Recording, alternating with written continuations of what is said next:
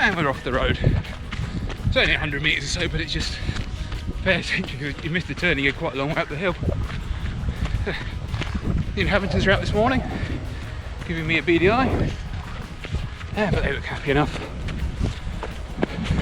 Starting to get nice and open, a little bit more like as we head up this climb.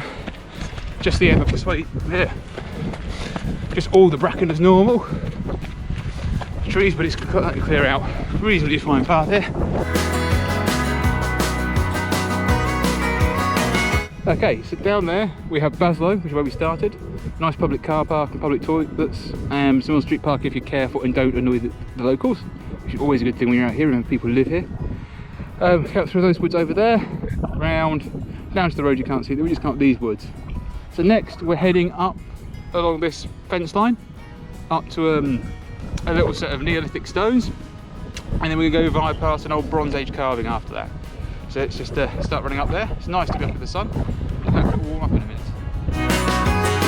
Just kind of look at this, it's an old cup and cone Bronze Age carving, I think, if I remember the book rightly. If not, I shall correct myself later. There's quite a lot of these Bronze Age and Neolithic things kicking around in the Peak District. You've got stone circles over most of it, bits of carving and old sacred caves and stuff. So it's quite a nice way to come out and explore this. It's nice to see one on a run as well. Just in case you can't hear, the first time I came I was a bit confused as well that it does this. It's obviously not the original stone, that's buried underneath this fiberglass replica just to stop it getting any more weathered. It's quite nice to see that. So now we're heading out through the bracken. It's a bit higher than last time I was up here, so there's going to be a good tick check when I get back to the car after this. Plenty of sheep around here.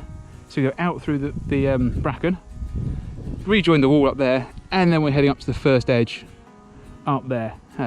I'll see whether I feel like scrambling. You've got the Nelson's Monument on the top there. There's a really simple scramble up the slabs just by there, so I think I'll probably do that. I'll just see how wet my shoes are. It is very damp out this morning.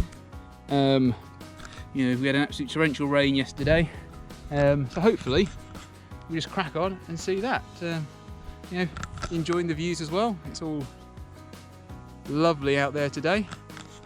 Being this early, not too many mozzies, and yeah, I've yet to see anyone else out, which is nice.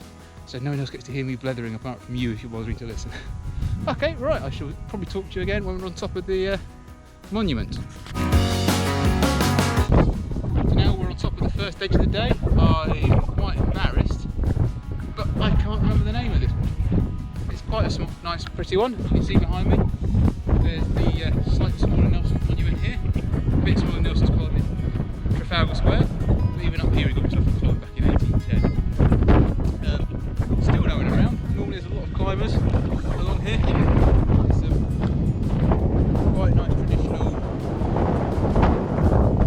group climb along the edge. As you can probably hear, the wind's got up a fair bit. Now we're on top, as you can see. All moorland along there, and you can hear the wind. It's looking bright into the distance. See just there past the rocks, the sun looks like it's going to try and go out properly. But there are some nice big grey clouds as well. I'm hoping I get lucky and don't have to dig out the wet weather kit I brought with me. Thought it was best to bring some. It's been all variable this summer, so right. Go on before I get too cold. It's downwards to the road now, and then on to the next two edges. Okay, right.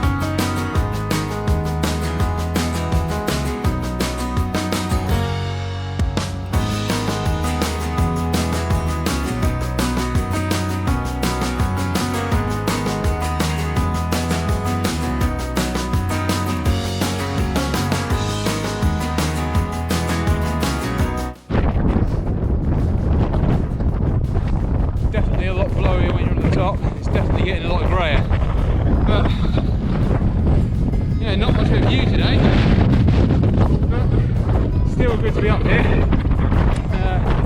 Just across there to the gap along Curbar Edge and drop down those trees at the back of Baslow where I parked. So probably about 2 miles. Oh. Mileage of the devil, dude. There you go, the old rental stage. Right, time to carry on then. Yeah, not really the day to hang around up here.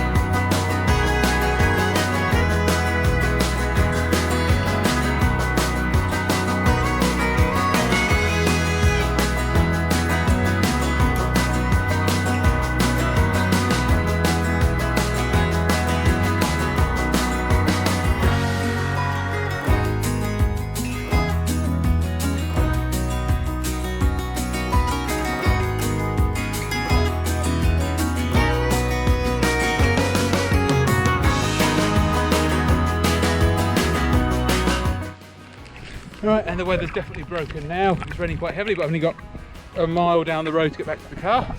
So at the Wellington Monument at the far end of the edge, anyhow, so we drop back down the road through the bracken. Didn't bother putting the waterproof on, thought I was that close. I'll just get back to the car, get changed and put my hoodie on. Right, now for another time lapse just down the hill. Yeah, so it's all very grey and wet up here. Yeah, no sunshine, but on the other hand, the wind's died down, so you can probably actually hear me for this one. Right, I'll do an update when I get back to the car. Okay.